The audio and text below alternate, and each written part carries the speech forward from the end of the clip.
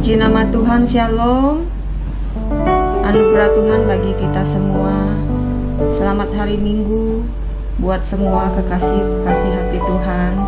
Mari kita sama-sama mempersiapkan diri kita masing-masing untuk datang memuji dan menyembah Tuhan.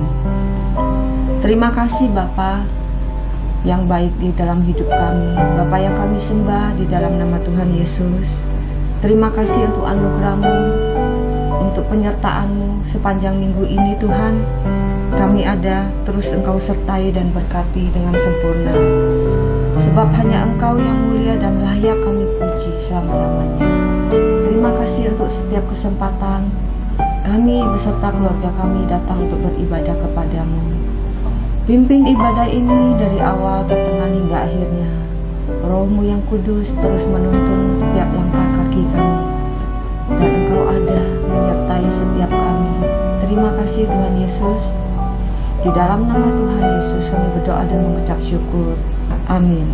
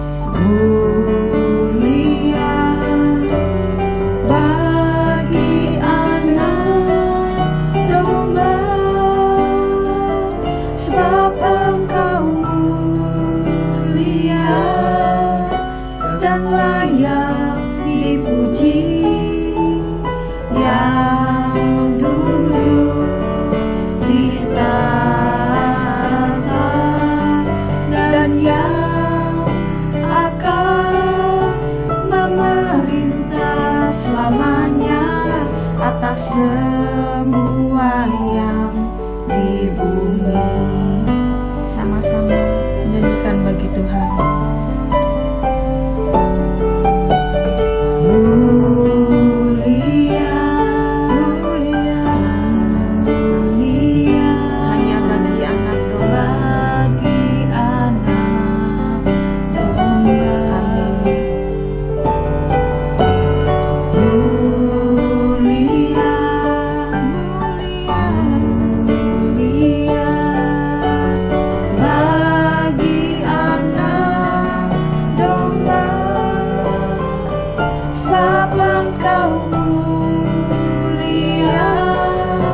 Dan layak dipuji, yang duduk di tahta, dan yang akan Engkau memerintah selamanya, atas semua yang di bumi. Sebab Engkau layak dipuji, yang duduk di tahta, amin, dan yang akan memerintah selamanya atas semua yang di bumi. Sebab Engkau mulia dan layak dipuji, yang duduk di tahta, dan yang akan memerintah selamanya atas semua yang di bumi, atas semua yang di bumi, atas semua yang di bumi, atas semua yang di bumi. Haleluya. Terima kasih Yesus, kami sembah Engkau.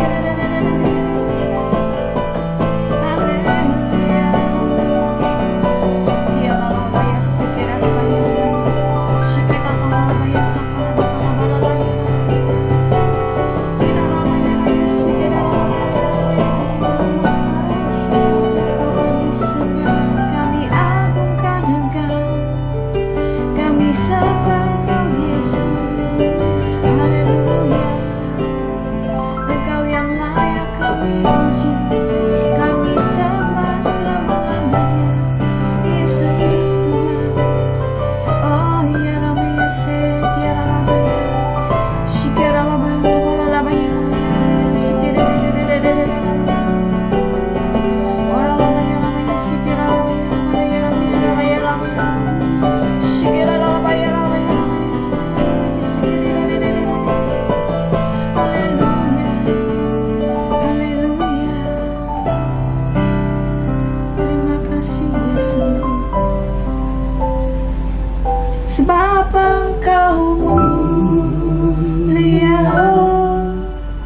dan layak kami puji Tuhan, yang duduk di tahta dan yang akan memerintah selamanya atas semua yang di bumi,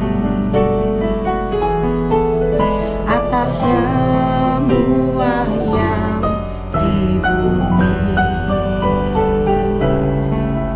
atas semua yang di bumi, selamanya.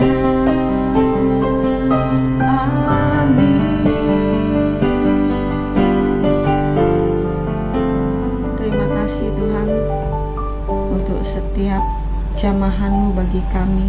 Tak ada satupun yang Engkau lewati. Engkau segala-galanya di dalam hidup kami Tuhan Yesus. Saat ini berfirman-Lah lewat hamba-Mu. Kami mau duduk diam di bawah kaki Tuhan Yesus. Biar Tuhan Engkau semaikan benih firman-Mu untuk setiap kami. Terima kasih Tuhan. Terima kasih Tuhan Yesus. Kau Bapa yang mengasihiku, kuasa-Mu memulihkanku, hati yang baru Kau berikan untukku, dapat melihat rencana-Mu Tuhan. Rencana-Mu indah bagiku. Kau ada di setiap jalanku.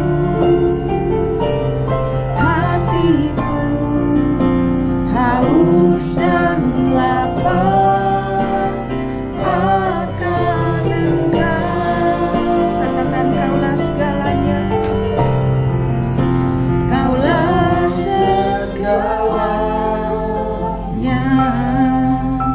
di dalam hidupku Tuhan. Amin. Kerajaan-Mu, kebenaran-Mu Tuhan, itu bagianku.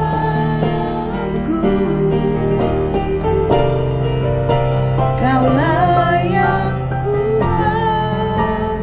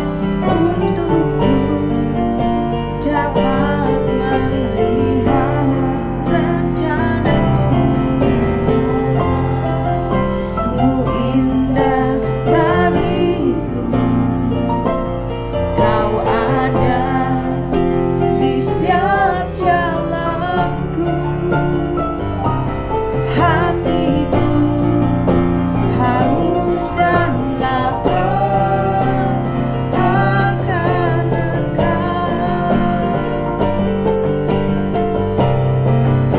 Kaulah segalanya di dalam hidupku. Kerajaanmu, kebenaranmu,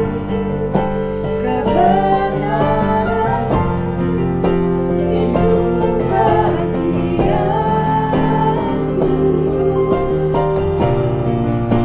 Kaulah yang kupandang selama hidupku.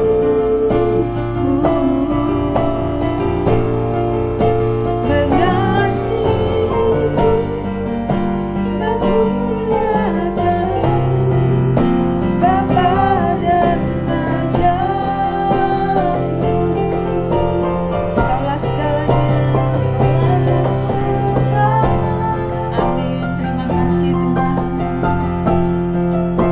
Di dalam hidupku, kerajaanmu, kebenaranmu, itu bagianku. Kaulah yang kupandang selama hidupku.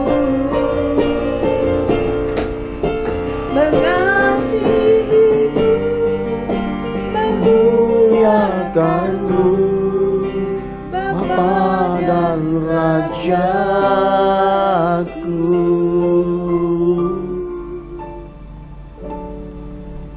Mengasihimu, memuliakanmu, mengasihimu, memuliakanmu.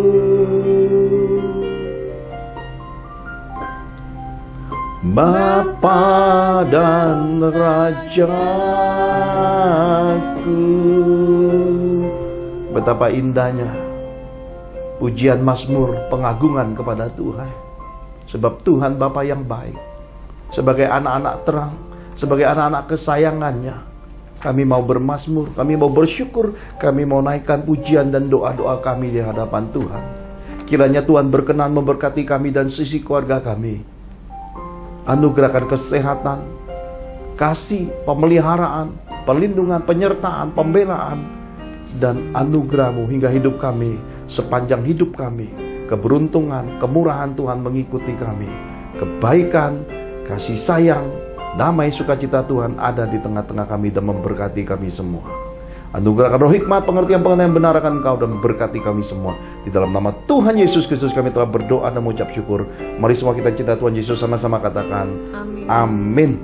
Bapak Ibu terkasih di dalam Tuhan, 3 bagian pengertian pesan nubuatan Tuhan tahun 2024 kita sudah lihat berturut-turut selama 3 minggu.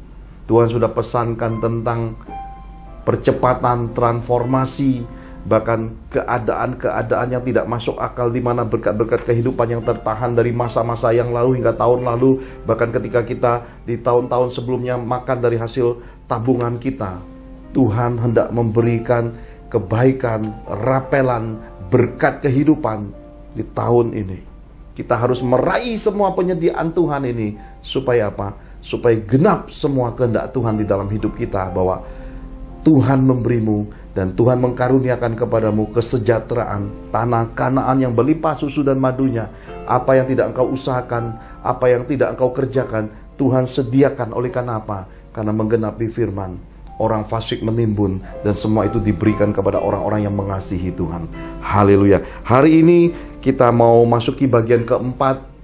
Temanya adalah percepatan Tuhan. Saya mau bacakan apa yang ada di dalam video pesan nubuatan tahun 2024. Sebab segala sesuatu di tahun depan akan dipercepat. Sesungguhnya Orang yang berhasil akan berlipat-lipat, kata Tuhan, dan sesungguhnya mereka akan melimpah ruah, kata Tuhan, di tahun depan.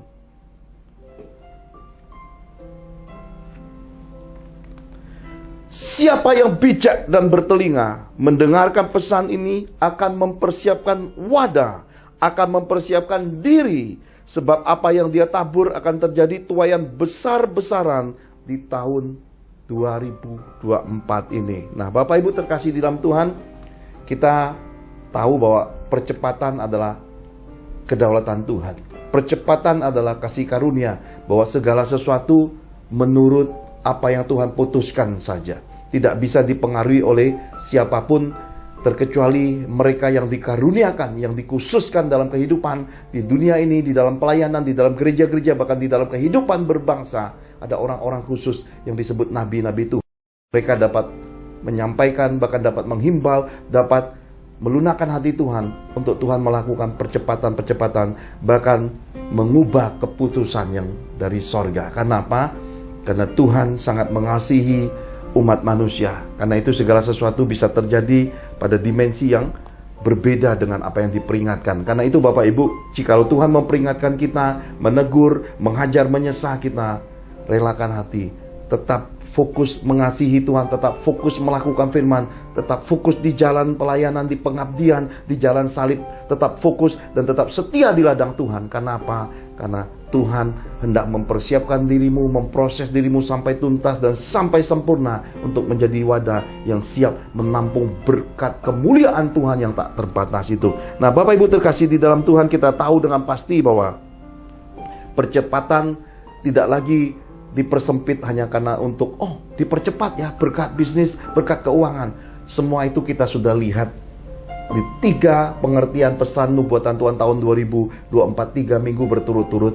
Berkat-berkat pelipat gandaan, berkat-berkat yang Tuhan akan rapel, bahkan dipesankan supaya kita berhikmat sebagai orang-orang yang akan menabur. Jangan menabur di padang gurun, jangan menabur orang-orang yang tidak dapat dipercaya, jangan menitipkan berkat kepada orang yang tidak engkau kenal bobot bibit-bebetnya. Tuhan pesankan, dan jangan menjadi kecewa oleh karena segala perbuatan oknum-oknum rohani, dan mempersiapkan diri untuk mengalami transformasi. Hari ini kita mau melihat percepatan Tuhan dalam dimensi yang lain. Mari kita lihat apa yang tertulis di dalam Wahyu 22 ayat 7 sampai yang ke-12. Wahyu 22 ayat 7 sampai 12. Beginilah firman Tuhan. Sesungguhnya aku datang segera. Berbahagialah orang yang menuruti perkataan-perkataan nubuat kitab ini. Dan aku, Yohanes, akulah yang telah mendengar dan melihat semuanya itu. Dan setelah aku mendengar dan melihatnya, aku tersungkur di depan kaki malaikat yang telah menunjukkan semuanya itu kepadaku untuk menyembahnya. Tetapi ia berkata kepadaku, jangan berbuat demikian. Aku adalah hamba, sama seperti engkau dan saudara-saudaramu, para nabi dan semua mereka yang menuruti segala perkataan kitab ini. Sembahlah Allah. Lalu ia berkata kepadaku, jangan memeteraikan perkataan-perkataan nubuatan dari kitab ini, sebab waktunya sudah dekat. Barang siapa yang berbuat jahat, biarlah ia terus berbuat jahat. Barang siapa yang cemar, biarlah ia terus cemar. Dan barang siapa yang benar, biarlah ia terus berbuat kebenaran. Barang siapa yang kudus, biarlah ia terus menguduskan dirinya. Sesungguhnya aku datang segera dan aku membawa upahku untuk membalaskan kepada setiap orang menurut perbuatannya. Amin. Amin. Bapak Ibu terkasih di dalam Tuhan, Rasul Yohanes menuliskan pesan dari Pulau Patmos di dalam kitab Wahyu, sebab waktunya sudah dekat. Di dalam kitab Wahyu sebenarnya diperingatkan kepada umat pilihan Tuhan, kepada umatnya, kepada orang-orang pilihannya, kepada hamba-hamba Allah, kepada gereja-gereja Tuhan, bahwa percepatan kedatangan Tuhan terjadi. Siapkan dirimu, siapkan keluargamu, siapkan komunitasmu, sebab engkau tidak tahu kapan waktunya. Dia datang seperti pencuri. Karena itu Tuhan selalu ingatkan dan pesankan kepada kita untuk berjaga-jaga di dalam doa, mempersiapkan diri seperti 5 gadis bijaksana. Karena kedatangan Tuhan itu waktunya berbeda dengan waktu manusia. Ada banyak orang berkata, kapan ya? Kapan ya? Kapan Tuhan datang? Kok tidak datang-datang? Bukankah masa pandemi COVID-19 sudah membuktikan kepada kita ketika hari pencobaan seisi dunia ini terjadi, kematian terjadi di seluruh bangsa. Di muka bumi ini tidak ada seorang pun yang dapat bertahan jikalau tidak dikaruniakan keselamatan yang dari Tuhan. Kenapa? Karena kita tahu penyakit itu seakan-akan punya mata bisa melihat. Penyakit itu seakan-akan punya roh yang bisa memilih. Karena tidak semua orang menurut ukuran manusia bisa jadi satu patokan. Karena kita berkata, oh dia sudah tua, kena COVID-19 mati. Ternyata yang tua malah tidak mati. Oh dia masih muda, bertahan. Ternyata masalahnya ada banyak anak-anak muda juga kena COVID. Bahkan umur 40-an banyak yang meninggal dunia. Kita tahu bahwa keadaan takaran manusia tidak berlaku di hari kedaulatan Tuhan. Apa yang kita anggap selama ini sebagai bagian paling penting di hidup kita, bisnis, pekerjaan, keluarga, keuangan, nimbun harta, nama baik, segalanya yang kita perbuat di hari penghakiman, di hari kedaulatan Tuhan, di hari yang menggemaskan itu, semua itu seakan-akan tidak bermanfaat lagi. Kenapa? Punya uang tidak bisa sembarang pergi, punya uang nggak bisa belanja, dan keadaan hidup kita bergantung pada kehadiran Tuhan. Ini Tuhan ingatkan kepada kita lewat masa pandemi COVID-19. Bagaimana nanti jikalau masa antikris 666 terjadi? Bukankah semua itu sudah dituliskan, diperingatkan kepada kita? Dan kita bisa belajar melihat apa yang terjadi pada Rusia dan Ukraina. Apa yang terjadi pada Israel. Lagi tidur nyenyak, tiba-tiba ribuan martir. Bum, bum, bum. Siapa yang dapat bisa membayangkan ketika naga itu terbang lalu hinggap di rumahmu dan rumahmu porak-poranda, dan kau tidak lagi bisa menemukan mana istrimu, mana suamimu, mana papa, mana mama, mana anak-anak.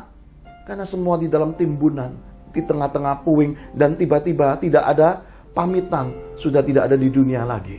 Karena itu Tuhan pesankan, percepatan kedatangan Tuhan bisa terjadi.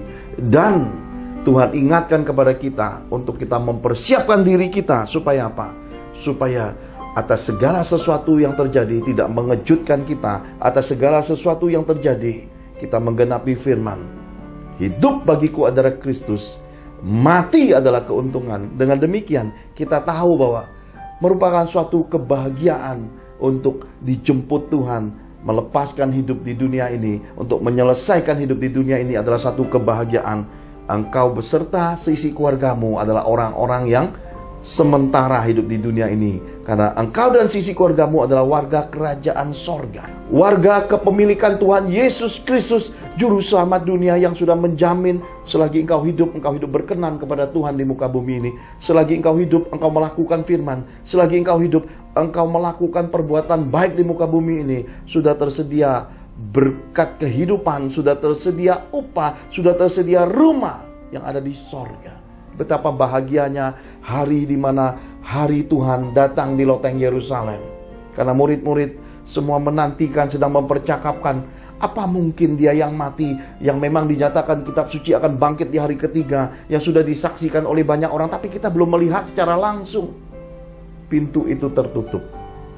Tapi Yesus datang dan melewati semua dimensi kehidupan. Dia berdiri di tengah-tengah muridnya di loteng Yerusalem itu, dan dia berkata, damai sejahtera bagi kamu. Ini takaran hidup anak-anak Tuhan, harus punya damai sejahtera. Karena damai sejahtera yang dari Yesus ini melampaui emas, perak, permata. Dan kepada Thomas ketika dia memandang, Thomas tentu di dalam hatinya ada 1001 macam kecamuk, 1001 macam pertanyaan itu terjawab dengan satu perjumpaan, dengan satu tatapan mata dari Yesus. Kenapa? Karena Yesus memanggil Thomas dan berkata, cucuklah tanganku yang berlobang, lambungku yang berlobang, dan jangan lagi engkau tidak percaya. Bapak Ibu terkasih dalam Tuhan, orang beriman tidak hidup dari kata orang.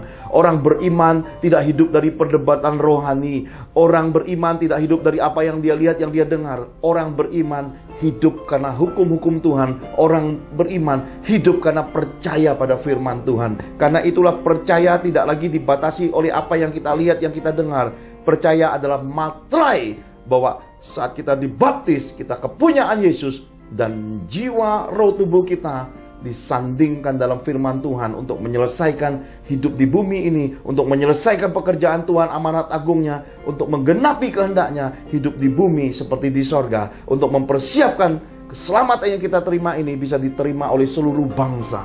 Dengan demikian kita paham arti kata percepatan kedatangan Tuhan pasti terjadi.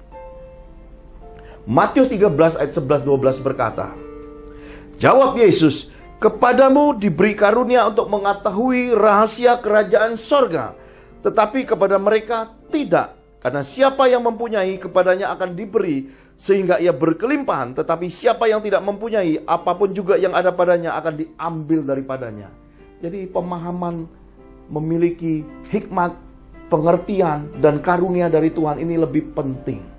Karena di hari malapetaka, apa yang dikejar, yang ditimbun orang-orang dunia ini tidak menyelamatkan hidup mereka, diambil dari mereka. Saya sudah sampaikan tadi tentang Rusia, Ukraina yang berperang. Saya sudah sampaikan peperangan antara Israel dan Palestina. Segala timbunan itu jadi puing-puing diambil daripada mereka. Tetapi orang-orang yang mengasihi Tuhan, Kitab suci berkata kediaman mereka dipagari malaikat-malaikat sorga. Karena itu Bapak Ibu terkasih di dalam Tuhan, hiduplah jadi pelaku firman. Hiduplah setia di jalan Tuhan. Hiduplah setia untuk mengasihi keluarga. Hiduplah setia untuk berbuat baik. Hiduplah setia untuk bekerja di ladang Tuhan. Hiduplah setia jika engkau dipercaya sebagai bendahara sorga untuk mendukung pekerjaan Tuhan. Dan jangan menghematnya. Sebab apa yang engkau semaikan sudah diingatkan Tuhan. Bila jatuh di ladang Tuhan yang subur, benih-benih Tuhan terus dipercayakan, ditambahkan di dalam hidupmu. Bahkan bukan hidupmu, garis keturunanmu akan dipercayakan jadi bendahara sorga. Dan engkau bukan hanya bendahara sorga yang hidup di muka bumi. Rumpun keluargamu di hadapan Tuhan, para malaikat Tuhan memandangnya sebagai bangsawan sorga yang setia. Karena generasi yang akan diangkat di sorga nanti adalah yang benar dan yang setia. Haleluya. Nah, bagian yang kedua, percepatan apakah yang akan terjadi? Yang kedua adalah percepatan pertobatan, Bapak Ibu. Rasul Yohanes di dalam tulisannya, di dalam kitab Wahyu, di Pulau Patmos itu menandakan kepada kita, sebagai orang-orang Kristen, kita harus berhati-hati. Dan sebagai anak-anak Tuhan, sebagai umat pilihannya, kita tidak boleh congkak tinggi hati, apalagi sombong rohani.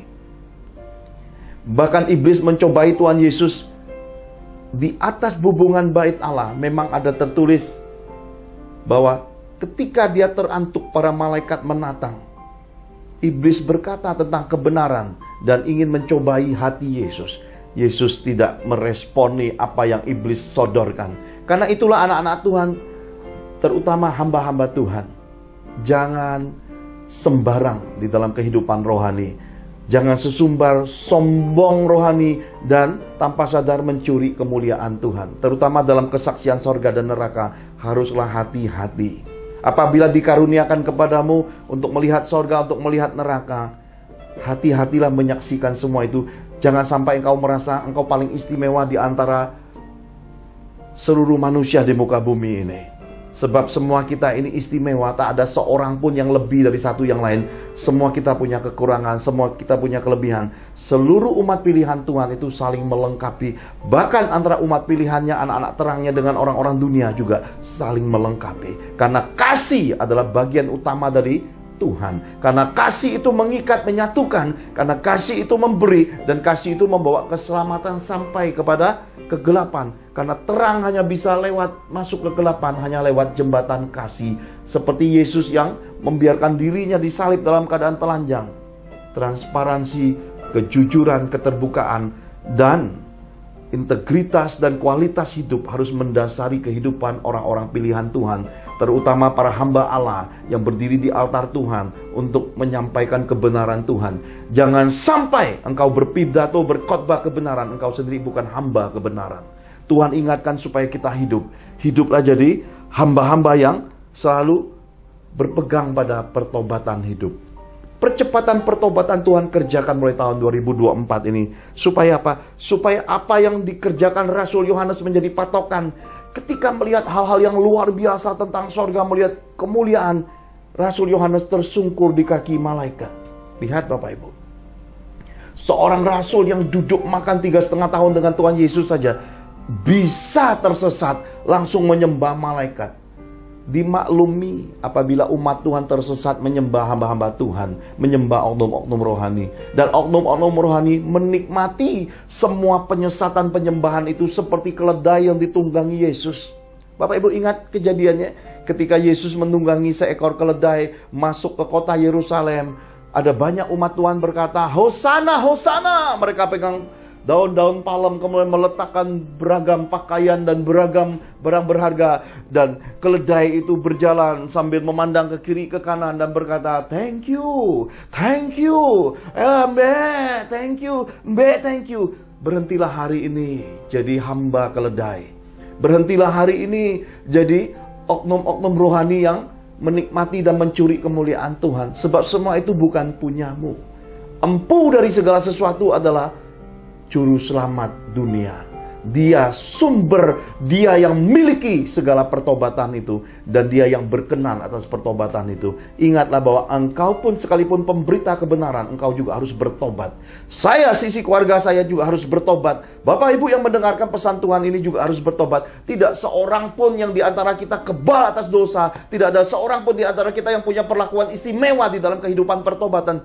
Semua harus bertobat. Kalau salah harus U-turn, berbalik arah. Kembali ke jalan kebenaran Tuhan. Kembali pada kasih mula-mula Yesus. Jangan biarkan dirimu terus berjalan. Karena penyimpangan penyesatan itu mulanya kecil. Seiring waktu makin lama makin membesar. Pada akhirnya membuahkan perbuatan-perbuatan dosa yang melahirkan maut dalam kehidupanmu. Yang menghancurkan hidupmu, keluargamu. Bahkan yang membuat engkau miskin, terprosok, jatuh, hancur. Dalam kemiskinan, dalam keterpurukan, dalam kebangkrutan, dalam kehancuran keluarga. Tuhan ingatkan kepada kita. Percepatan pertobatan Tuhan kerjakan karena para malaikat pun tidak mau disembah. Hamba-hamba Tuhan jangan mau disembah karena para malaikat pun tidak mau disembah. Mari kita kembalikan semua pujian, kemuliaan dan persembahan itu kepada Yesus Kristus Tuhan saja. Bapak Ibu, kita harus mempersiapkan wadah, kata Tuhan. Kita harus mempersiapkan diri. Dan kita harus masuki persiapan diri, persiapan wadah ini melalui jalan yang disebut jalan pertobatan. Dengan demikian, diri kita, wadah hidup kita, keluarga, bisnis, pekerjaan, pelayanan, bahkan komunitas, bahkan gereja-gereja Tuhan baru bisa menuai besar-besaran sesuai kehendak Tuhan mulai tahun 2024 ini. Marilah Bapak Ibu terkasih di dalam Tuhan, kita pahami, renungi apa yang dipesankan oleh penghikmat melalui Amsal 3 ayat 5-7 dikatakan begini. Percayalah kepada Tuhan dengan segenap hatimu dan janganlah bersandar kepada pengertianmu sendiri. Akuilah Dia dalam segala lakumu, maka Ia akan meluruskan jalanmu. Jangan engkau menganggap dirimu sendiri bijak, takutlah akan Tuhan dan jauhilah kejahatan. Penghikmat memberi nasihat, selain nasihat, ada teguran, ada tapal batas yang jangan dilewati. Kenapa? Karena kata percaya juga harus diikuti segenap hati. Dan pengertian kita yang sempit jangan masuk di dalam iman, dalam kehidupan kekristenan kita. Cupet itu tidak boleh masuk dan merusak iman. Egois, kebiasaan manusia lama, sifat iri hati, jangan merusak kebahagiaan hidup bersaudara dalam Tuhan. Karena kita ini semuanya adalah umat pilihan Tuhan, saudara kepunyaan Tuhan, warga kerajaan sorga yang saling melengkapi selagi hidup. Karena itu, tak usah berebutan. Jangan jalani kekristenan seperti kondektur, berebut, ya. Jangan seperti bis kota, berebut. Sekarang saja sudah nggak bisa berebut karena ditata oleh pemerintah.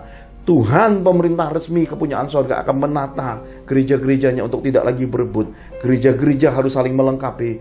Orang-orang pilihan Tuhan harus saling melengkapi. Semua hamba-hamba Tuhan harus saling melengkapi, melepaskan semua perbedaan doktrin, melepaskan semua keakuan dan ingin menang dan memperkaya dan ingin membuat gereja paling besar sendiri. Meletakkan kasih untuk mendasari kehendak Tuhan di dalam gereja, di dalam komunitas, di dalam kehidupan, di dalam keluarga. Kenapa? Karena upah masuk surga itu datangnya lewat pintu pertobatan melalui jalan kasih.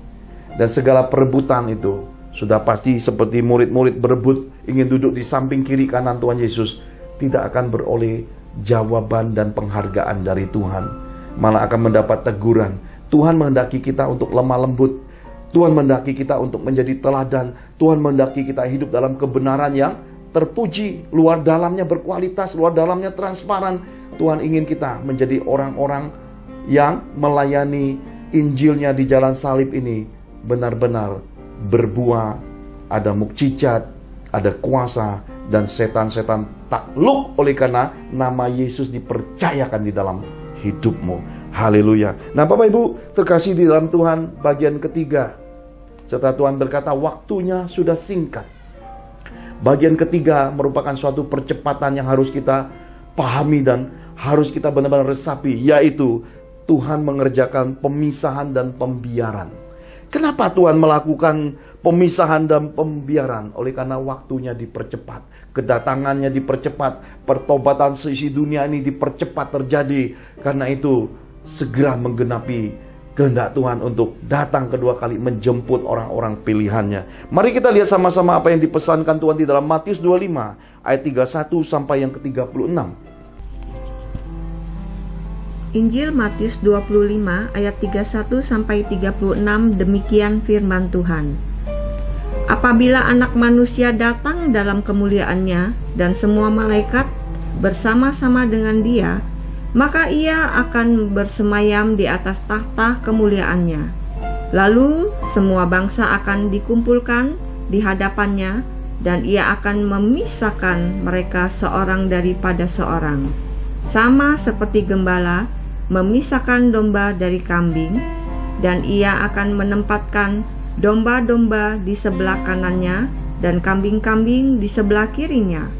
Dan raja itu akan berkata kepada mereka yang di sebelah kanannya, "Mari, hai kamu yang diberkati oleh Bapa-Ku, terimalah kerajaan yang telah disediakan bagimu sejak dunia dijadikan. Sebab ketika aku lapar, kamu memberi aku makan. Ketika aku haus, kamu memberi aku minum. Ketika aku seorang asing, kamu memberi aku tumpangan. Ketika aku telanjang, kamu memberi aku pakaian. Ketika aku sakit, kamu melawat aku. Ketika aku di dalam penjara, kamu mengunjungi aku." Amin. Amin. Bapak Ibu terkasih di dalam Tuhan, Tuhan memisahkan. Apa yang Tuhan pisahkan? Kitab suci berkata, Tuhan memisahkan domba dari kambing. Berarti yang dipisahkan itu adalah kesayangannya. Kalau kita ada di satu komunitas yang kotor, isinya sosialita, isinya fitnah-fitnahan, isinya pertengkaran, isinya bulet, kata orang Surabaya, Tuhan akan menyingkirkan domba. Tuhan akan memisahkan domba. Tuhan akan membawa keluar orang-orang pilihannya. Sementara rombongan kambing, orang-orang jahat, orang-orang fasik, orang dursila di hadapan Tuhan ini akan tinggal tetap. Saya berkata sekali lagi, komunitasnya akan tinggal tetap. Karena apa? Karena Tuhan mengambil pilihan. Dan pilihan itu lebih sedikit dari jumlah kambing-kambing, dari jumlah orang-orang jahat. Jadi orang-orang benar di muka bumi ini jumlahnya lebih sedikit daripada orang-orang jahat. Pahamilah bahwa semua orang benar akan teraniaya oleh orang-orang jahat. Jumlah orang-orang jahat lebih benar. Lihat saja pengalaman ketika Tuhan hendak menggenapi janjinya bagi bangsa Israel untuk masuk ke tanah Kanaan. 12 pengintai, 10 jahat di hadapan Tuhan, 2 kedapatan benar, Yosef dan Kaleb bin Yefune. 10 tidak bisa menerima yang benar, mau melempari batu atas Joshua dan Kaleb bin Yefune. Kenapa? Karena yang jahat selalu berlaku kekerasan, pakai suara terbanyak, dan pakai kekuatan fisik, dan pakai cara-cara duniawi untuk menunjukkan mereka menang. Orang benar tidak mengejar kemenangan. Orang benar tidak ingin menunjukkan kebenaran mereka. Orang benar memilih Tuhan yang berdaulat dan menghakimi. Orang benar memilih untuk berpegang pada Tuhan, percaya pada Tuhan segenap hati. Orang benar terkadang memakai dimensi dalam tuntunan roh untuk keluh di kamar tersembunyi, menyampaikan segala persoalan hidupnya kepada Tuhan. Orang benar mengizinkan Tuhan menghakimi. Orang benar membiarkan Tuhan yang mengangkat dan membela hidup mereka, bahkan mempromosi hidup mereka. Orang benar terus belajar dan dikoreksi oleh Roh Kudus. Orang benar akan terus rendah hati, karena orang rendah hati mau dikoreksi, mau ditegur, mau dihajar, mau disesa, dan mau terus diperingatkan oleh Tuhan. Orang benar akan membuka telinganya, akan membuka hatinya untuk Tuhan selalu berkarya untuk membentuk imago Dei, yaitu karakter, image, gambaran Yesus, rupa dan gambar Yesus itu utuh dan semakin besar dalam hidup mereka. Orang benar akan hidup seperti bangsawan sorga. Attitude manner-nya sungguh luar biasa dan terpuji. Kata-kata mereka penuh dengan kata-kata nasihat. Kata-kata mereka mendamaikan sisi dunia ini. Hati mereka, hidup mereka menjadi suatu panutan, dan orang berkata, sungguh enak dekat mereka karena ada rasa damai. Kata-kata mereka tidak pernah menjahati siapapun. Kata-kata mereka tidak pernah menjelekkan siapapun. Kata-kata mereka sekalipun membuka segala sesuatu adalah untuk meralat, untuk mengkoreksi, untuk membawa umat Tuhan tidak masuk pada penyimpangan, penyesatan, hingga terhipnotis pada akhirnya hancur di jalan kehidupan ini. Nah, Bapak Ibu terkasih di dalam Tuhan, ketika Tuhan melakukan pembiaran, kalau Tuhan mengasihimu, Tuhan akan menyelamatkan engkau. Tapi Pak Pendeta, nggak apa-apalah, saya kan yang penting sudah melakukan kehendak Tuhan, nabur di ladangnya, berbuat baik, meskipun tertipu nggak apa-apalah. Karena hatimu yang murni, hatimu yang tulus, itulah Tuhan berperkara kepadamu dan membawa engkau keluar, supaya semua berkat yang dititipkan Tuhan kepadamu itu memang sampai di ladang yang tepat, dititipkan kepada hamba-hamba yang setia, hamba-hamba yang bobot bibit-bebetnya dapat engkau percaya. Cara melihatnya saya itu ajarkan berkali-kali. Lihatlah hamba-hamba Allah melalui kehidupan keluarganya. Hamba-hamba yang terpuji, anak-anaknya terpuji. Bahkan sampai hari matinya anak-anaknya menjadi contoh dan teladan. Hamba-hamba yang dapat dipercaya Tuhan adalah hamba-hamba yang dalam soal keuangan dapat dipercaya transparan, dan hidup luar dalamnya adalah kesederhanaan yang dari Yesus. Hamba-hamba yang dapat dipercaya oleh Tuhan adalah orang-orang yang terpandang bukan hanya dalam pelayanan, dalam kehidupan, tapi bersosial dalam kehidupan tetangga, warga-warga, lingkungan tempat tinggalnya. Orang-orang mengenalnya dengan terpuji. Kenapa? Karena kemanisan Tuhan dalam hidup mereka akan disukai oleh banyak orang. Itu harus kita pahami. Itu tanda orang-orang yang disertai dan dikenan Tuhan. Haleluya. Bapak Ibu terkasih dalam Tuhan, akan ada mulai tahun 2024 ini pelayanan malaikat. Malaikat yang memisahkan, malaikat yang memberi penghargaan, malaikat yang membawa upah dari Tuhan, malaikat yang juga membawa penghukuman kepada orang-orang yang tidak dikenan Tuhan. Tahun 2024 ini, kedaulatan Tuhan diwakili oleh pelayanan para malaikat-malaikat Tuhan. Karena itulah ada banyak hal-hal yang mustahil terjadi di tahun-tahun ini. Kenapa? Karena Tuhan menyatakan kedaulatannya mulai nyata 10 tahun ini. Mulai tahun 2024, 10 tahun ini. Kehidupan, kelimpahan, dan kesulitan hidup silih berganti. Artinya tahun 2024 ini adalah tahun nano-nano. Ada yang diberkati dan kemanisan yang luar biasa. Ada yang mengalami pukulan dan kehancuran yang luar biasa. Tahun 2024 ini juga merupakan tahun transformasi. Ada yang tersembunyi, yang sudah siap diangkat Tuhan sekejap. Duduk di meja raja-raja, mereka dipercaya di antara pemerintahan bangsa. Mereka jadi pemimpin-pemimpin besar. Mereka jadi orang-orang terpandang. Sementara ada orang yang sudah menikmati banyak gelimang dosa. Wah, dengan kekuatan menyakiti banyak orang dan sesumbar sombong, congkak. Dan tiba-tiba satu tera kehidupannya dihancurkan Tuhan mulai tahun 2024 ini. Tuhan sudah ingatkan kepada kita bahwa pemisahan tidak terhindar lagi dari tahun 2024 ini. Karena itu, marilah selagi engkau mendengarkan pesan peringatan Tuhan ini, sandarkan dirimu. Jangan kejar lagi keramaian, jangan lagi sosialita, masuki dimensi sosialita yang palsu, roh fitnah, kebencian, perselisihan, kemunafikan ada di meja makan. Karena pergaulan yang rusak, merusak kebiasaan yang baik. Karena bergaul dengan orang-orang yang fasik, yang jahat, orang-orang yang lidahnya adalah lidah ular. Kemalangan hidup mereka, penghukuman Tuhan dalam hidup mereka juga bisa menimpa hidupmu. Maka hidupmu yang semulanya harusnya hidup yang penuh dengan kemujuran, keberuntungan, keberhasilan, kebahagiaan, hancur juga terseret oleh karena rantai kepahitan orang-orang yang di dalamnya engkau bergaul dengan mereka adalah orang-orang yang palsu dan rusak dalam kehidupan ini. Tuhan ingatkan kepada kita, sahabat itu sedikit. Sahabat adalah teman yang muncul ketika kita kelimpahan ataupun kita kekurangan dan kesulitan hidup.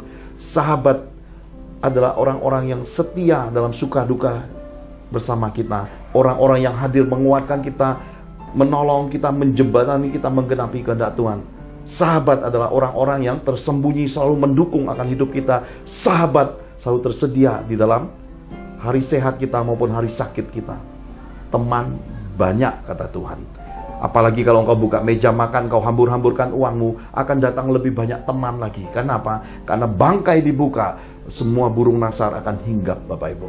Tetapi ketika tidak lagi tersedia semua itu, tak seorang pun teman ada di sisimu. Di hari engkau yang jadi tulang, di hari kesusahan hidupmu, tidak ada satu bagian pun lagi teman ada di sana.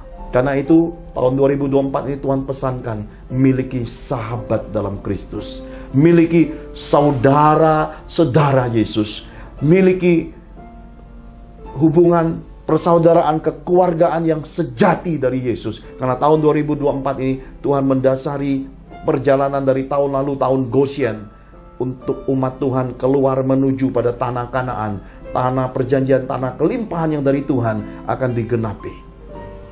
Seorang pengacara besar yang sekarang mengangkat kakak adik dengan saya berkata, aku baru tahu sekarang, karena aku lihat, aku tunggu di TV, akan hancur hidupnya.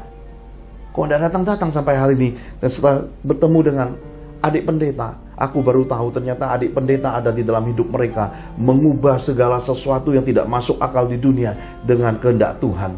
Bapak Ibu terkasih dalam Tuhan, saya melihat hal yang luar biasa sebagai penghargaan Tuhan di permulaan tahun 2024 ini. Tuhan sampaikan kepada saya lewat orang-orang yang terpandang, yang sekarang saya anggap sebagai kakak, seperti kakak kandung ini. Halo pemirsa, saya Nicholas Johan Kili-Kili. Saya Dr. Pertama Putra Johan. Ya, ini adalah adik kandung saya. Ini kakanda saya. Kakanda kandung saya sudah. Kami bersama-sama berkomitmen untuk senantiasa bersatu mulai saat ini, baik di dunia maupun di akhirat. Terima kasih. Kakak adik selamanya, forever. Sungguh terpuji Tuhanku, sungguh mulia dan berharga.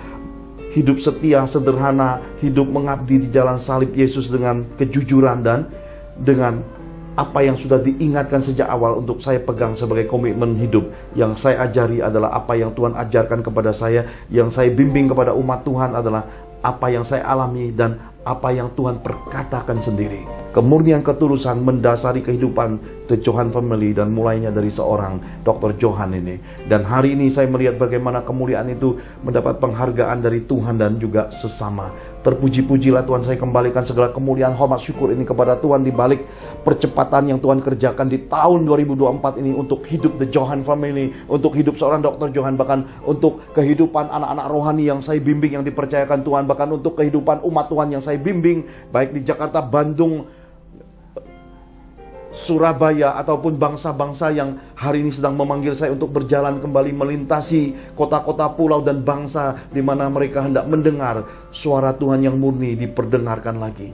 Doakan kami, doakan Dr. Johan, doakan The Johan Family, doakan Father's Miracle Ministry ini bisa berjalan kembali seperti semula, bahkan dipercayakan kembali untuk seorang Pastor William Sairat L untuk memulai seperti pada masa gereja mula-mula, untuk meletakkan kembali fondasi rumah Tuhan yang kokoh di balik pengajaran Rasul dan Nabi, untuk menggenapi apa yang Tuhan sudah lihat, apa yang sudah Tuhan nyatakan kepada saya semasa muda saya di dalam gua-gua rohani itu, di hari-hari pagi yang penuh dengan kesunyian itu.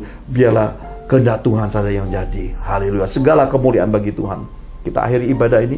Pastor William Sairat akan tutup dengan doa untuk kita menerima berkat-berkat Bapa Surgawi. Mari kita angkat kedua tangan kita sama-sama di hadapan Tuhan.